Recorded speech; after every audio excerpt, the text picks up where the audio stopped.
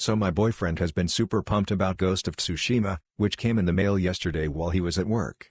He calls me and asks me to download it so he can play when he gets home. I'm not tech impaired, however I do not game and only ever use the PlayStation for Netflix. So I'm on the phone with him as he's walking me through how to download the new game. I say I got it. I get to settings and go to data, because that was what I was logically thinking in order to remove GB to make room for more GB. He told me to delete Last of Us, which he just painstakingly finished. I select the 3 Last of Us app-looking things that come up, and press delete. I go back to download GOT, and it still says there's no room. I repeat my previous steps and delete another game. I do this 2 more times with 2 more games. After noodling around settings trying to figure out why I'm not getting more storage after deleting games, I click on apps instead of data. There is a list of all his games, even the ones I thought I deleted. So I select and delete one this time, and voila, GOT starts downloading. I call my boyfriend, tell him I had a problem with deleting his data at first but he's good to go now. His voice immediately tells me he's died a little inside when he asked if I deleted the game or the data. And after I said both, he sweetly said in a weak voice, "Okay babe, thanks." And then I knew I did something bad. TLDR, I mistakenly deleted PS4 game data instead of downloaded game to make storage room for new game. Boyfriend died a little inside. I used to work a manufacturing job that had some weird rules. I am not a morning person and manufacturing jobs tend to start very early because back in the day you could only work when it was light out. Why they still start at 6 a.m. is beyond me. This particular employer had a rule where you would be written up if you were tardy 5 or more times in a month. If you didn't show up, it wouldn't count against you other than not being paid for those hours. Again, I am not a morning person and find it difficult to get myself out of bed and to work at those times. Monday to Friday were mandatory days for us to work and most Saturdays you could get an additional 4 to 5 hours if you wanted to and the work was available. My boss Scott when I started told me that if I came in on Saturday, I could start whenever I wanted and it wouldn't count towards being tardy, since I would be helping them out. A few years later another supervisor Bruce was hired and I directly reported to him, and he reported to Scott. There was one particular month where I was tardy 4 times and I made sure the entire last week to get it on time so I wouldn't hear about it. The following Monday I was given a written warning for being tardy too many times. I told Bruce flat out that I knew I was only tardy 4 times and that I shouldn't be getting written up for it. He told me no, last Saturday you showed up at 6:30 and we start at 6 o'clock. I told him Scott told me it was fine. He said it didn't matter and those were the rules. I told him I would never be tardy on a Saturday again. I then wrote in my response on the written warning that I would never be tardy on a Saturday again. I signed it, Bruce signed it and made a copy of it, and filed his copy with HR. A few weeks later we had some maintenance needed on one of our machines and Bruce decided we would do it that Saturday and asked if I wanted to come in and help. It was a dirty job pulling a bad cable out of the machine and threading a new one through a tight spot that needed cable pulling lubricant in order to fit it. I pulled up to the shop, saw it was 6 o'clock on my clock and knew I wouldn't make it in on time, turned my car around and drove home. On Monday Bruce was complaining about how much of a pain in the ass the job was and asked me where I was. I told him that I was going to be tardy so I went home so I wouldn't get in trouble for it. Hello everyone. I wanted to share a positive story, one that happened to me yesterday. I had a user call in because her direct access wasn't working. I'm unsure if other companies use this but to cover my bases it's a VPN that is basically always on from initial login. Well it's not that it wasn't working, but it just wasn't on her computer at all. But anyways, she called in because she couldn't access network drives at home. She told me that she called in a few days prior and she was told after troubleshooting done then that she would need to go into an office for further troubleshooting. Usually when people call in under these circumstances they're usually frustrated and more than willing to share that frustration, not this lady though. The call ended up lasting about an hour. During this time I went through all the troubleshooting at my disposal, making sure her computer was in the proper group in AD, making sure her group policies were up to date, running software cycles, and basically all the other troubleshooting we had listed for this type of issue. The whole time, she was incredibly patient and understanding, and she kept actively trying to initiate small talk, a rarity from the users we support. After getting a fresh perspective on the issue, we were able to get her taken care of and she was so appreciative for the help. That call, while close to the end of my shift, made whole day. Edit, spelling/grammar. Just remembered this from years ago. My mom and I went to Big Lots after picking me up from school, junior high to be exact. I was a tall 11-year-old in 7th grade, but even a tall 11-year-old wouldn't pass as an employee, or so I thought. Anyways, I'm looking around on my own when an old lady walked up to me. "Old lady wears blank." "Excuse me, miss?" "Excuse me." I looked at her like a deer in headlights. "Old lady, well, are you working or not?" I stare some more. "Old lady, don't you work here?" "Me no? I'm 11. I point to the school's logo on my school uniform. I'm wearing a red polo with my school's logo and khaki pants. "Old lady, oh, you look older, and I saw your shirt." I looked over to a Big Lots cashier wearing a black polo and blue jeans, realizing our uniforms are nowhere near the same. Old lady followed my gaze, and I think she connected the dots that I looked nothing like an employee. She just mumbled and walked off, and I ran to my mom like the little deer I was. When I worked as a patrolman for a gated community, we always had diverse and unique situations to keep in mind. One such situation was that within the community there was a home that was owned by an individual who was on the FBI's most wanted. Not top 10, but still, a big deal. One day my gate officer called me up to speak with him. Quickly, he said, "Code 2 for those who know." It seems someone at the above-mentioned house had just called the gate to authorize entry for a pizza delivery. I was also the site supervisor at the time and had spoken to U.S. Marshals in the past about this address. All officers were briefed about 3 months prior, and I applaud my gate officer for catching this. I call the marshal, he actually answers and instructs me to stand by. "We will have people there shortly." They also called the pizza place to inform them. I don't know if the guy called the pizza place about a delay or how it was handled if he did, but about an hour later county SWAT shows behind and followed by probably 15 squads and unmarked vehicles. After staging for about 10 minutes I got to lead, because the community's roads can get confusing, this massive caravan to the location. We kill our lights before getting too close, and by the time I walked up to the place, SWAT had taken down the door and led the man out a few moments later. This guy had been wanted for serious and violent crimes, won't get specific, don't want to expose where this was, sorry, for over 6 years. He was passing through and had hopped the fence to stay at his place there one night before moving on again. He had not given ordering a pizza any thought beyond intending to pay cash. Good example of why security should never be dismissed or underestimated. Most of us take the job seriously and work hard to perform to a high standard. TLDR, idiot on FBI's wanted list returns home in a gated community for a night and orders a pizza. Calls security to instruct we allow pizza in. Supervisor knows all and calls marshals. SWAT handles it. I'm a courtroom assistant in a Southeast Asian country. I'd rather not get much further than that on identifying information. We do both security and practical assistance like moving displays, escorting juries, and some ceremonial stuff as well. This was the sentencing of an evil flip on several high crime offenses, similar to what a capital offense may be in America. Here high crime is the level above criminal offense, or felony for the rest of the world.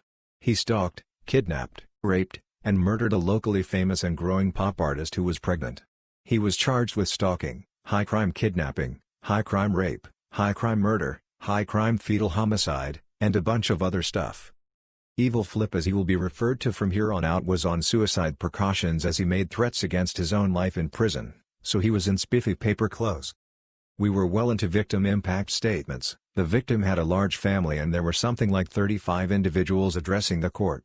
We're something like 28 statements into it. Next up was Granddad. These are always really emotional, families are always really upset for good reason, but this 80-plus old guy is the worst I can remember. He was crying, breathing heavily, shaking, the entire sentencing. He was called to make his statement, starts walking up, about past the counsel table. He then turns, tackles the attorneys and Evil Flip. He didn't get much in on the Evil Flip. Maybe a kick and 2 punches before 15 of us pile up on him. He was taken into custody, and it quickly became apparent that Evil Flip got what was coming. Evil Flip is screaming and gagging for about 20 seconds, then he starts convulsing, came back in about 2 minutes choking/gagging, really bad. We put him on his side and get an ambulance on the way. The rest of the gallery was evacuated and court went into recess. By time the ambulance arrives he's not breathing, only twitching and has no pulse. They do CPR, take him out to the hospital. He was revived and died later that day. Coroner's report said his brainstem was damaged, his skull was broken, and brain herniated through break in his skull. The Granddad was interviewed by national police who have jurisdiction of courts. He said that he'd been planning that for days, he felt no remorse, Said if he had time he would have killed the attorneys too. It also came out that the granddad was in my country's mob back in the day, had 40 years in prison prior for drowning someone in petrol and lighting their corpse on fire. He was suspected but not confirmed to be involved in several other high-profile murders. He was charged with murder, conspiracy, contempt of court, and 2x simple battery for the attorneys. He was found not guilty of everything except contempt of court, to which he was originally sentenced to 4 years but it was reduced to terminal probation with home confinement due to his health. Note this is one of the stories my grandpa has told me about when he was younger. This also happened in the 50s. My grandpa used to run a paper route and every week he would knock on his customer's door and collect the price for the paper that week. He had this one customer who rarely answered their door. They still got their newspapers but it always annoyed him. Eventually after a few months of this going on he finally got fed up, went home, grabbed a cherry bomb, added they were legal at the time, placed it in their mailbox, lit it, then walked away. He got to the end of the street and heard it go off. The mailbox was destroyed. The next day it was all in the paper and my grandpa just smiled.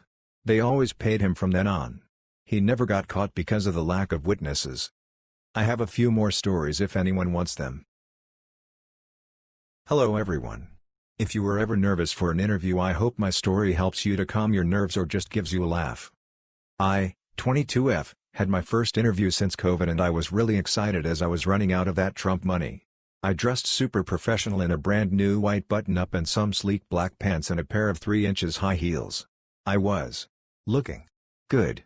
Driving there was uneventful and so was walking in. I sat down and waited to be called in. This is where the trouble begins, where I make my worst mistake ever. My nose started to tickle. I fought the urge as I didn't have a tissue and I didn't want to risk shooting snot all over myself before the interview. I kept fighting for what seemed like an hour, only 5 minutes. Finally I said flip it and rubbed my nose to get the feeling to go away. This was mistake number 2. I get called in. I'm still looking good and feeling great. Or so I thought. My nose tickled again as we sat down. She turned away from me so I rubbed my nose again, this time a tad harder, and it seemed to have worked. Mistake 3, ladies and gents. She turned back to face me and she looked concerned. Are you alright, hun? Is all I heard before I felt it.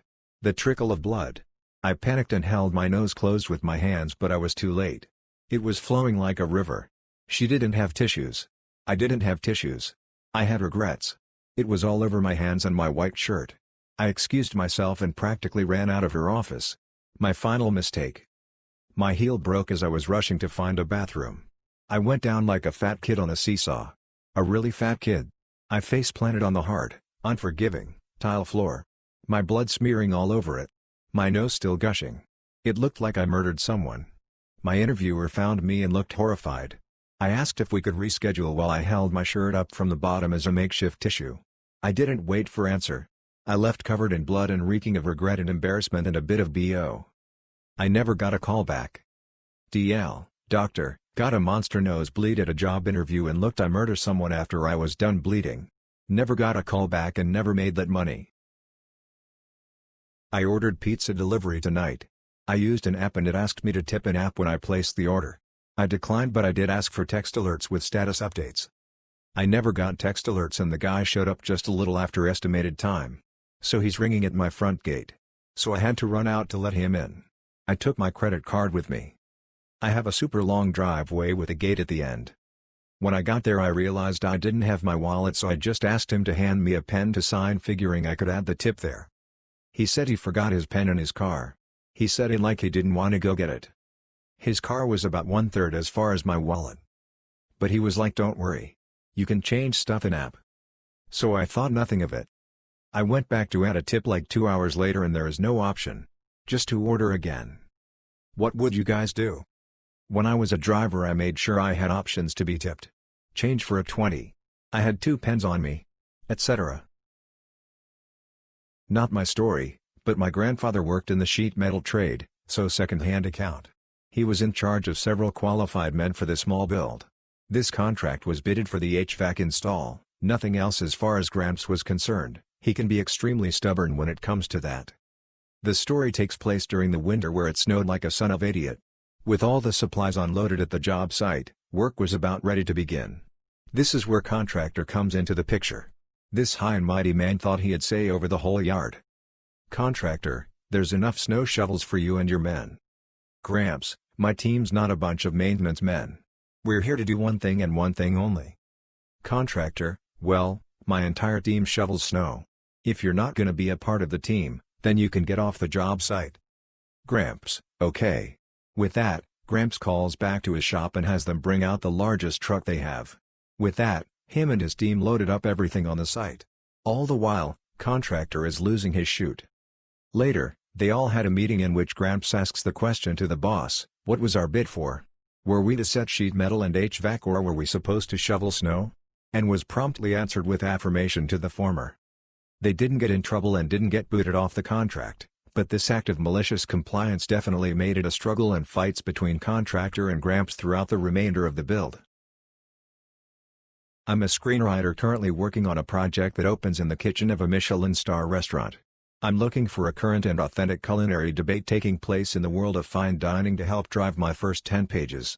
I've tried to read up and research this question on my own, but the particulars of what I need are so specific that I'm having trouble. The scene involves 3 core characters: the celebrity chef who owns the restaurant, along with many, many others, the day-to-day executive chef and his sous chef. The celebrity chef is coming in at the end of the dinner rush to sample new additions to the menu, presented by the sous chef and executive chef, but 2 problems arise. 1. As the scene opens, the sous chef is making her way through the kitchen looking for one of the prep cooks. There's an ingredient that was supposed to be prepped, but she can't find it. It turns out the ingredient has been mis-stored and ruined, or perhaps accidentally used in preparing another dish. As the dinner rush starts, the team must scramble to fix the problem. 2. Just as all this cools down, the celebrity chef arrives. The sous chef has her heart set on pitching one element of the new menu. It could be a specific item, or switching to a different ingredient or sourcing, or another method of cooking, but something significant and cutting edge. Whatever it is, the celebrity chef winds up accepting the new menu overall, but rudely dismisses the idea of the young sous chef, deeming it beneath a restaurant of his caliber. Ideally, the lost prep work and the sous chef's pitch would relate to one another, but they don't have to be. It could be a separate dish that gets messed up, but I'd prefer it be somehow connected. I know this is an unusual question. I'd greatly appreciate any ideas, hints or sharpened utensils pointing my research in the right direction. Driver a shift last night for closing. We have a policy to have all drivers park at the front of the store at night in case anything happens and for safety. Driver was inside, helping with closing duties after a run, and happens to glance outside and see that his car topper was now gone. Obviously someone had come up and taken it off his car. I'm sure some of you are aware of the program Drivosity by now, as I've noticed more stores and chains starting to use it. If not, it's a GPS in every car topper so we can see its exact location on a giant 4K monitor at all times. Needless to say, it took us less than 10 minutes to find where the thief took the topper. And it took the cops less than 5 minutes to go and arrest him. Absolutely no one was worried. Everyone was laughing at the idiot thief. TLDR, don't steal car toppers when the store you're stealing from has the ability for customers to track their drivers.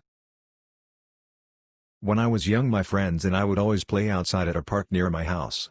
The park was near a small patch of woods, so when we got bored we would try to climb the trees or gawk at the deer or any other animal we could find. One day, as we were playing a game of tag, and a tall man walked up to the edge of the playground. He had pale, sickly-looking skin covered with dirty rags, and he spoke in a creepy, childlike voice that sounded like he was trying his best to seem non-threatening. We had been told to stay away from strangers, but this one only wanted to play tag with us, so we allowed him to. I was the tagger and I eventually tagged everyone else except the strange man. I saw him and sprinted as fast as my 8-year-old legs could carry me, and the man ran away from me, into the woods. Being fiercely competitive, I didn't even stop to think about what I was doing and carried on chasing him. We went deep into the woods with him slowing down to almost a walking pace when I reached him. I tagged him, and as soon as I touched his dirty clothes he grabbed my hand in a cold, clammy grasp. He dragged me farther away from the playground as I screamed and cried and begged for him to let me go. As I mentioned before, the woods weren't very dense and had houses on either side. If I was loud enough I just might get someone to hear me. He slapped me and had a panicked, crazed look in eyes. He honestly looked more scared than me. He dragged me farther away from the playground, but I persisted screaming until my lungs collapsed. All of a sudden he let go and started to bolt the other way. I was confused and mostly relieved until I saw a man sprinting towards us at full speed. I feared my luck had only worsened and made a move to run away, but I could barely move a muscle. I was so scared and exhausted. The dude got to me and scooped me up as I was sobbing and whimpering like an infant. He tried to ask me questions, but I was much too hysterical to answer. He gave up trying to question me and called the police. I got reunited with my parents and counseling, but the dude was never found and arrested. So please, creepy sounding kidnapper, please let's never meet again. The action itself took place about 10 years ago, but it was today that it backfired on me. After I graduated high school and got my diploma, I took it to be laminated so it would last longer. The paper was kinda thin and it seemed so fragile to me. Well, this year I wanted to go back to university and it seemed like a good idea because thanks to the world situation, there were no exams, you just needed to apply with your documents and a file, including your high school diploma. At the end of the signing up period they told me they invalidated me because my diploma was laminated and therefore the stamp indentation was flat and they could not see if the document was real or not. So not only can I not apply to university, but I have to spend money and time to get a copy of it issued again from the school district, as this is literally worthless now. To top it all off, I was venting to my friend and all she did was tell me it was my fault, that even her elderly mother knew not to do that. So that felt awesome on top of everything. I mean, it was my fault but still, sneering face. DL, doctor, I laminated my high school diploma and now it's worthless. I work at a small-town coffee shop that has managed to adapt and stay busy during COVID-19 by utilizing a window for walk-up service. A regular problematic customer, let's call him TJ, is a typical middle-aged man riddled with toxic masculinity. He often makes female employees and customers uncomfortable with his comments. Lately he's been around a lot, being typical TJ. Today he came to our window and ordered a coffee. Cool, nothing out of the ordinary. A co-worker asked him if he would like to tip via our Square register. We normally don't verbally ask customers, but with the current pandemic we are not allowing customers to touch our iPad system. He proceeded to tell her to put 100, and reassured them he wanted to tip that much because he appreciates our hard work and effort and wants to chip in since our business has been a bit slower. Okay, I gave him that and almost have a change of heart about DJ. We both outwardly thank him and he goes on his way. I text my boss about this uncharacteristic interaction with TJ and through their end of the register system she was able to look at the transaction. They noticed that not only was the credit card he used not in his name, but in his boss's name, on their company card. Typical TJ. What a D-bag. So I recently moved into a share house and one of my roommates is on his laptop or phone calling someone from 9 p.m. to 4 a.m. every night.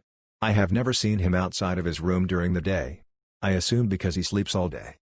He is extremely loud and can be heard from everywhere in the house. He has started walking out into the common areas still talking loudly to whoever he is talking to. He is also speaking in a language I am not familiar with. I know one of my other roommates has knocked on his door and told him to be quiet but he just got louder. I am not one for confrontation but I feel like something has to be done. Anyone have any suggestions? Thanks. First time posting, currently a EMS dispatcher for a private ambulance company for 3 years now. We take some calls, however, they're usually seizures, psych, and falls. This one? Probably should have been psych, but unfortunately she wasn't the patient. This call happened in my first year, while I was pretty fresh and didn't understand the power of controlling a call. And #X200B. Me, okay, tell me exactly what happened. CLR, yeah, my mom fell in the other room, you know we have her locked in there right now, but yeah she fell and I think she may have hit her head. Me, okay, are you with her now? CLR, well, you see, she has dementia, and we live in a new home, so she is locked in there. You see, we can't have her wandering because of the bears that are around here. Me, have you gone to check on her yet? CLR, no, I can't unlock her door because she will get out and the bears will get her. Me, can you please go check on the patient? CLR, yeah, I think she might have hit her head, it sounded like she hit the end table, that's what woke me up, but even our big dog, insert large dog brand, is afraid to go outside because there are bears here at this new house. Please send the ambulance but make sure they get in and out quick because the bears will get them. Rinse and repeat for literally every one of the 10 questions involved with a fall. I was essentially working with a third-party caller as she flat out refused to unlock her mother from the room until the imps got there, let alone even go look at her. And #X200B. I kid you not, I heard way more about these bears than I ever got out of her regarding her fallen mother. While I may have wanted to bash my head into the desk repeatedly asking her the questions, now I can have a good belly laugh over it. From what I do remember though, Mom was transported alright, and no EMTs were mauled by the darn bears. Mod here. Today is my audit and literally every desk shift I've worked lately has just been a cluster. But today takes the cake. Literally 10 minutes into my shift I have a female come in asking me for directions to the hotel, literally right next to us. Like, lady, do you not see their sign? The one that's huge and lit up? Give her directions and she leaves. I go to my back office, sign into my computer and see on my cameras she's pulling a large camper and trying to go around my building. I have 6 signs around every entrance of my property saying no campers or trailers on property.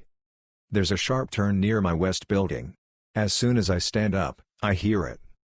The scraping metal and a guest shouting stop. By the time I got back there, the driver had thrown it in reverse, possibly grazing a parked car and left the property. I tried to chase them down, but was only able to make out a partial on the license plate. I call the sheriffs and check out the damage. It's not bad, but the guardrails on my second floor are pushed in quite a bit. But no reason to evacuate. I check the parked car. There's some body damage but I honestly can't tell if that happened during the incident or not, so I take down that plate number to see what room it's registered to, and of course, it's not registered to any. Go over my cameras, can't get a full license plate number from the vehicle that hit the building. Give the sheriffs the description and tell them they said they was gonna be at the other hotel. Clearly they hauled us out of the area because when the sheriffs called state patrol they couldn't find it there. Now I got guests complaining, wanting refunds, etc. I'm stuck here 5 more hours. Manchester. One of the biggest homes for the Jews in the UK. Pretty cool. You're either met by a synagogue or a rainbow flag there. A Jew or LGBTQ member. Me and my dad were near a synagogue, meaning there would be a lot of Jewish people living around as they can't work, drive etc. on Sundays, so they have to be close. Anyway, my dumbass heard a plane flying really low and without thinking I decided to loudly say "The Germans are coming." I looked back down and was met by a big Jewish family sat outside in their front garden with their children after turning a corner. They all fell silent and stared. My cheeks went red, I didn't know what to do. Me and my dad smiled and walked on a bit until we were out of sight and started running after. I don't live in Manchester so I'm all good. Bad joke, bad timing. DL, doctor, shouted "The Germans are coming" near a Jewish family when hearing a plane flying low.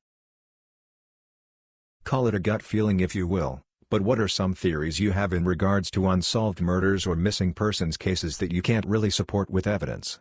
Even if it's just a weird feeling you have about something. Example, the Jeremy Grice disappearance. Jeremy was a 4-year-old boy from North Augusta, South Carolina. In November of 1985. He was last seen by a neighbor playing in front of his house barefoot. He remains missing. When I first heard about this case, and imagining a stranger abduction scenario, I was reminded of the Deborah May Helmick kidnapping, which happened in Richland County a few months later. Like Jeremy, she was playing in front of her house, only in her case many people saw her abduction. Larry Jean Bell was eventually tried and convicted of her murder and that of 17-year-old Shari Faye Smith.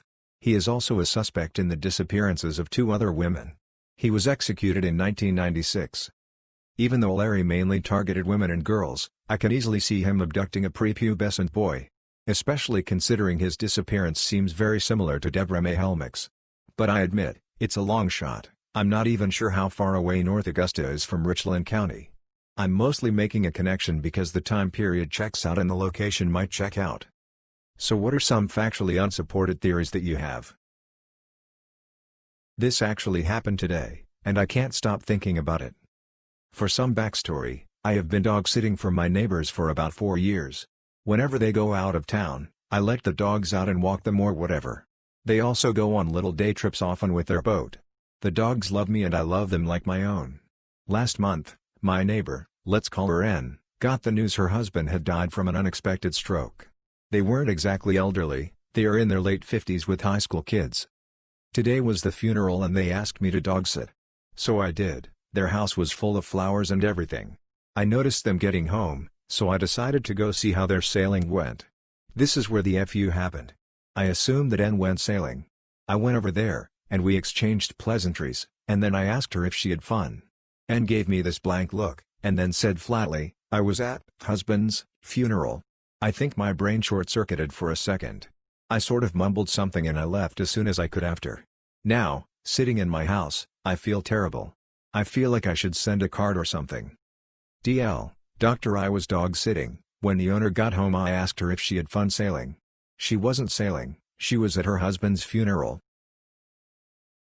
This was in a US high school. I didn't get satiated from the school lunch, so I figured I would bring some of my own.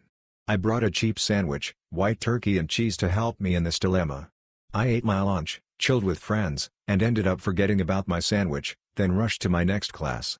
It was a pretty pointless class, just some overly basic PowerPoint instruction. I was bored during a lecture or whatever, then I remembered my sandwich. I started eating it, not being loud or anything. I get halfway through and the teacher asks me what I'm doing. I'm eating a sandwich. He tells me to put the sandwich somewhere. I asked if I could finish it since there wasn't much left. This move had no effect. He said put the sandwich somewhere or I'm writing you up. I said, okay, and put the sandwich in my stomach. He asked what I did and I told him I put it in my stomach. I was sent to the principal's office and I laughed the whole way. He didn't like me after that. A separate short, I also was told I couldn't wear headphones in the hallway. I read the rules, brought a Bluetooth speaker, and played my music. They never stopped me, but when they tried I told them there was only a rule against headphones. I wonder if they ever changed the rule at all. Bartender at a local pizza joint. My buddy came in after a long day dealing with his two sick little girls. He tells me a story from today about the littlest. She's screaming for him from the bathroom. She states she's been waiting for 60 years for him. All she wanted was a cheese pizza from our place. Since they were sick he went with something more appropriate for upset stomachs. But you can guarantee I got him a gift certificate for a cheese pizza for her when she's better. Nice to have good customers to even out the bad ones, lol. I worked in housekeeping in a hotel for months up until this past week. I'm now 35 weeks pregnant. I was scheduled to work 5+ days a week, with 20+ rooms to myself. I came into work recently, because I was on the schedule, and I could barely walk. I couldn't bend my back and my ankles were hugely swollen. I had been in L&D the night before to stop contractions. We didn't have many rooms, but 5 housekeepers in-house. Everyone was almost begging my manager to send me home, as we had too many housekeepers for the amount of rooms. Now, I'm huge at this point in pregnancy. I can't bend too far forward in general. My manager and I, discussed a couple weeks ago that she didn't want me cleaning bathtubs, so I was to have another housekeeper come clean my bathtubs. No biggie, I was fine with that. Well, the day before I quit I had went to find another HK to help with a bathtub. Said manager stopped us in the hall and asked what we were doing socializing on the clock. We explained that she was going to clean a bathtub for me and would go right back to her rooms.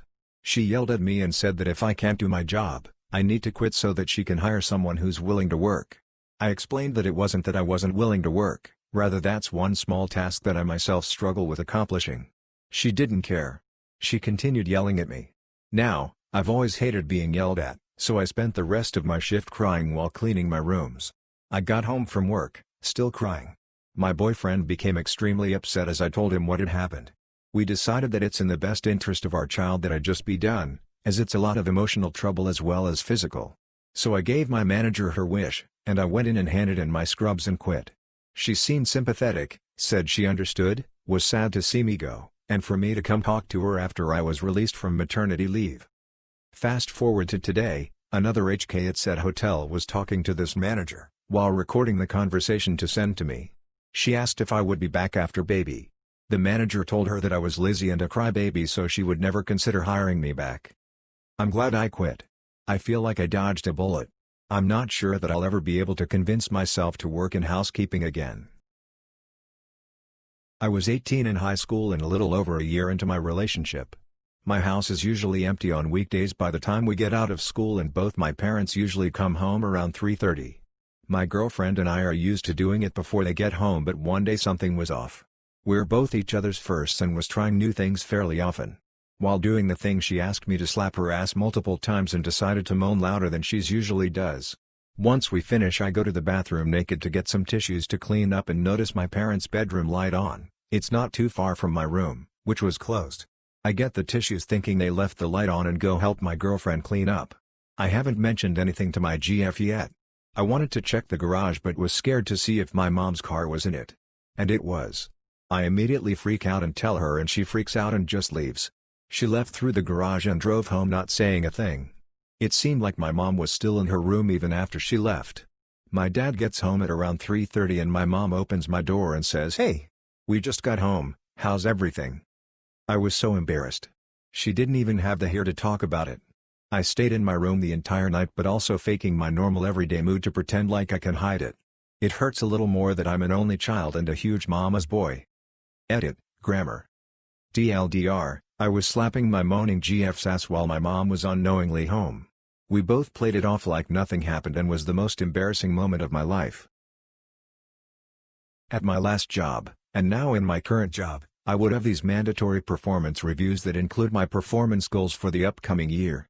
When I sign up for these, it's with the express purpose of preparing for a merit increase at the end of the period. This never happened in my last job because they were always making bad decisions that left them scrambling to make ends meet, much less try to give people pay raises. In my new job, of course, there's been an impact from COVID, so I was told there would be no merit increases this year because there's no money available.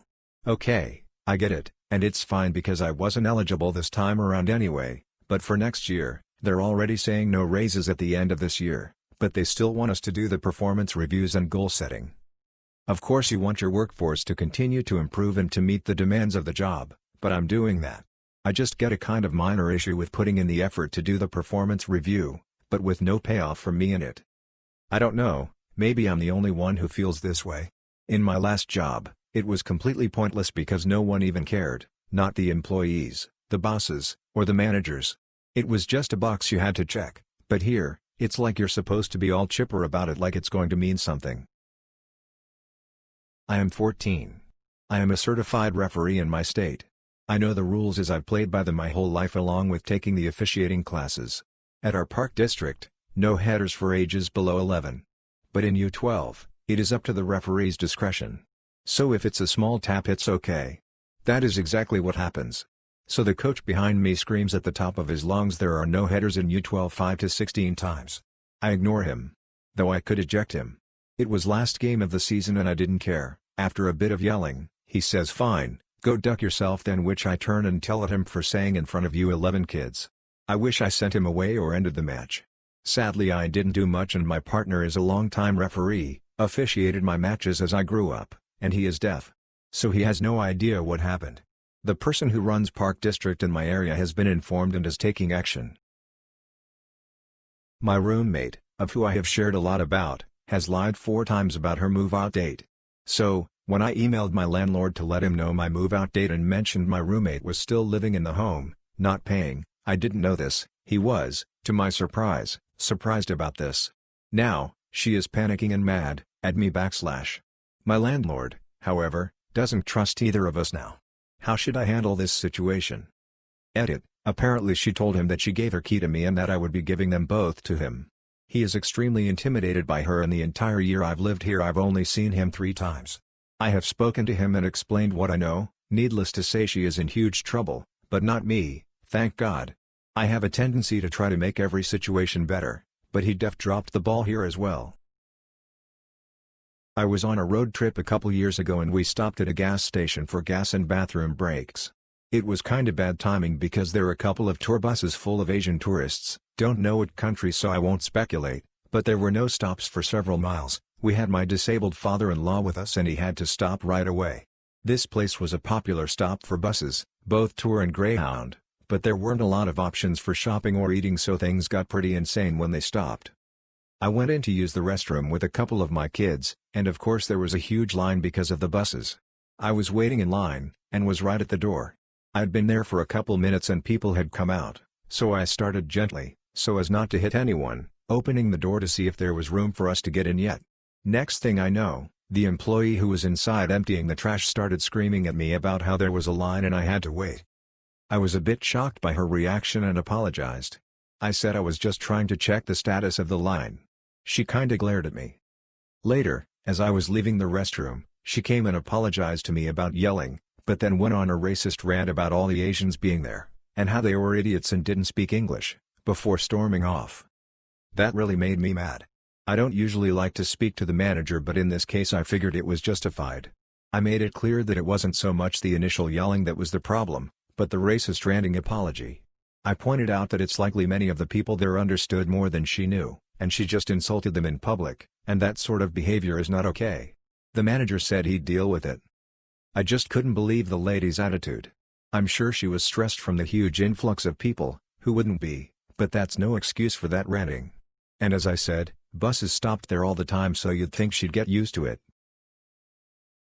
So one day in math class, we were working on the smartboard, and the teacher handed me the marker to do a problem on the board. I'm not sure why, but some girl got mad because she wasn't picked and said, "Why does he get the marker? He's dumb," or something along the lines of that. I'm pretty sure she was less direct. This was literally senior year of high school and she's acting like someone in elementary school that didn't get picked first in dodgeball. The teacher basically said he's not dumb, just lazy. Which I genuinely appreciated, but she could have left out "I was lazy lol." Anyways, I mocked what she said and basically acted like a child. Oh no! I didn't get the marker to do a problem on a board, so I'm going to call the kid who's doing the problem dumb like I'm in first grade. Humph. Which made people laugh and the teacher chuckle. Maybe they were laughing at how I said it, or laughing at her, but either way, I saw her get red and she shut up right after that. I know this sounds fake that someone who's literally 17-18 would complain about something like that, but I genuinely think anybody would react the same way, especially when the person is nearly an adult. In the end, the girl never talked to me again. Even in group projects, the teacher told me not to do that. I didn't get in trouble, and that's literally the first time I overcame my social anxiety because of how stupid what she said was. My husband and his friend worked in a call center taking calls for a major cell phone retailer. One night, his friend took a call from a particularly upset customer who was making demands that couldn't be met.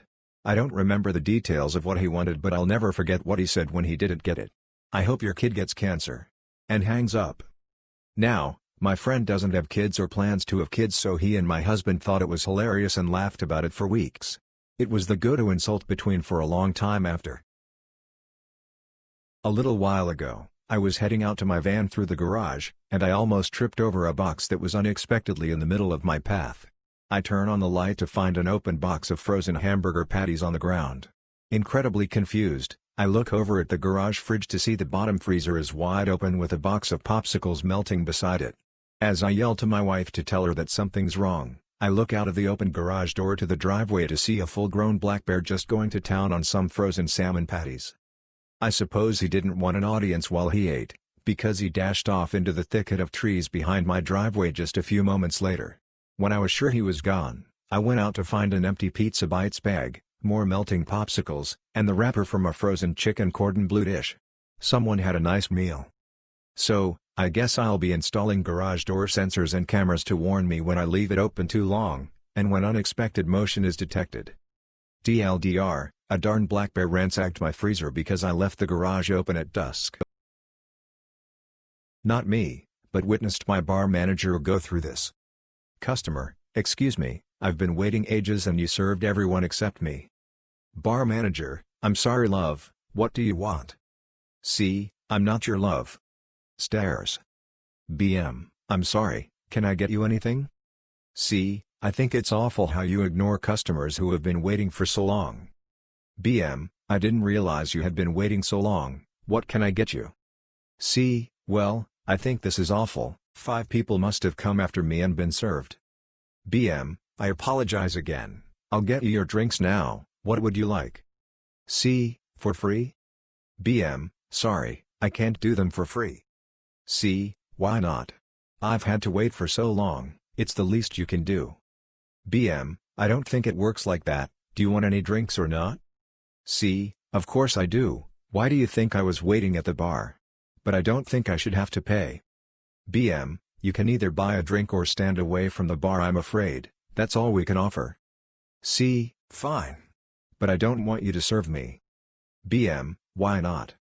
C: "Because you're incompetent, you don't know what you're doing." BM: "Well, everyone else here didn't serve you fast enough either, what difference does it make who pours your drinks?" C: "Well, I've just said, anyone but you. Now get somebody else." BM: "Well, the other staff are busy mixing drinks, so you'll have to wait if you want them." C: "Are you kidding? Flip you." Flip me? I'm sorry, I'm going to have to ask you to leave. Commence ranting and shouting, followed by the bouncer escorting her out. Kevin was a junior at a media company, fetching teas and coffee and generally running about for staff and clients. He had obviously been the cool kid at school, and he liked a warehouse party and dreamed of living in a squat. Kevin also thought heroin had a bad rap and wanted to set the record straight. He dabbled and happily told everyone about it, as Kevin was the cool kid at school. He believed it was a recreational drug and you didn't get addicted, or that his knowledge of not quite dance but not quite guitar music meant he was too smart to get addicted. Kevin referred to a member of staff as Mr. Anti-Heroin, not realizing that most of the population is anti-heroin except the cool kids at school. Kevin got addicted. Kevin died of an overdose. Posted on Tales from Retail, then found this place. Okay, so this story is not mine. This story is the one I heard being told between hairdressers while one of them was cutting my hair, my first cut post-lockdown, everyone still masked up and all. It seems that a woman had called up to ask about an extremely complex hair treatment / cut / color or whatever. I did not catch the details other than it would need to be done over several sessions over a day and was sufficiently complex that she was quoted £190. Given my haircut was £13, we gents get away with murder in the hair cutting business, this seemed like a lot of money. So the woman did not accept it at that point, but rang back later. She was complaining that some idiot had quoted her £190. Unfortunately for her, the person answering the phone was the same person who had quoted her £190. The hairdresser explained that she was the person who had quoted £190 and she did not appreciate being called some idiot and would not be doing her hair. Apparently the woman actually came in to beg her, the hairdresser, to do her hair as she was the best in town. She had thought she had phoned the other hairdresser and got quoted £190 and was referring to the other hairdresser as an idiot, but the hairdresser correctly pointed out she had not and therefore had in fact referred to the hairdresser as an idiot. Perhaps not insulting the best in town would be a good plan? She also wanted to get the hair done now without an appointment because she had talked about it on the phone. Now this hairdresser requires appointments for women's cuts, and at the moment requires online appointments for everything due to COVID, but the thought that she could be fitted in for an all-day styling without an appointment was impressively self-centered. I only caught the woman walking off and was then treated to the retelling during my haircut, but I don't think she will get getting her hair done there anytime soon. So here I am, 15 meters, sitting around being lazy like usual with my phone while watching YouTube. Normally I'm not this lazy, but for some reason that day I had been watching videos for almost 2 hours. Here comes the good part. I usually can't sit very still for too long, so I was fidgeting with a cheap Bluetooth speaker that was on my shelf by my bed. This speaker has a suction cup on it, and you can probably guess where this is going. I started randomly sticking it to myself without really noticing what I was doing. I mostly just stuck and unstuck it on my forehead. After a little while I went down to get a snack and my mom just starts laughing about my face. To my horror, there is now a giant hickey / suction therapy spot about 2 inches across on my forehead. But wait, there's more. Later that evening we're going to a picnic. With a few of my mom's friends and their kids, which was about 15 people in all. So yup, I had to go to said picnic with a giant spot on my face and was, nicely, laughed at by all of our family friends. DL, doctor, I gave myself a big ass hickey by mistake and embarrassed myself and my family in public because of it. When I was 17 I used to deliver for a well-known pizza place in the area. Of course Fridays were always insane and this Friday was supposedly going to be the biggest. Halfway through the night I got to deliver to a home for a specialty pie with 5 toppings. The bill came out to $35. Pizza was deep dish when given toppings, so the price was always jacked up, and was hopping for another good tip to bring my night to about $50. As I'm walking up to the door I can hear them trying to shush their dog. Usually whenever this were to happen it was common courtesy for the customer to come outside to avoid any issues with their dog. Well, they open the door and their 100-pound husky comes bolting out, jumps, bites my arm and then attacks the pizza. Luckily I was okay and very disoriented from the whole situation and wasn't sure what to do since the pizza was all over their front steps. They freaked out and continuously apologized. They informed me that they would call the store and order a new pie and pay for both and tip me extra. However, they sent me on my way without ever paying me. My 17-year-old mind was still messed up from getting attacked by their dog. Getting back to the store I find out they never called and we couldn't find their phone number to contact them. Got bit by their dog and ended up not making anything after it all. For the whole 50 of you who come here, This sub started based off a tale about a kind old blind man that lives on my street. Today I had a brief conversation with him on my way out for work that I feel is post-worthy. I was driving down the street heading out for work when I see Mr. Wilson standing out in his front lawn with a cup of coffee staring at a tree. Again, he is blind, so I decide to pull over and check on him. Me: "Hey Mr. Wilson, what's going on?" Mr. W: "Is that you, clock?" Me: "Sure is, mate. Everything okay this morning?" Mr. W: "Sure is, just enjoying the fresh air." Me: "Well, good. The way you were just standing there, I thought something might be wrong." Mr. W laughs: "Yeah, I suppose it might be a bit strange to see an old blind man just standing around." Me: "No, not really, it's just that. Well, mate, you're standing and staring right at your tree." Mr. Wilson cracks up laughing and I followed suit. We stood there and had a good laugh. Then he turns to me and says, "Mr. W, care to make a wager, clock?" Me: "Depends, on what?" Mr. W: "How many of the neighbors do you think can come by and question me about staring at a tree, between now and whenever I go inside?" Me: "Laugh and give a quick mental count of how many people on the street aren't total douchebags. I'd say about 3. Mr. W: "Well, I say 5, so you head out to work and I'll stare at this tree, and when you get off someone is gonna owe someone a beer." I had a good laugh and headed off to work. When I got home I had to go back out and get a 6-pack. Turns out 6 people checked on him. TL: Dr. Blind Man stares at a tree, turns into a bet.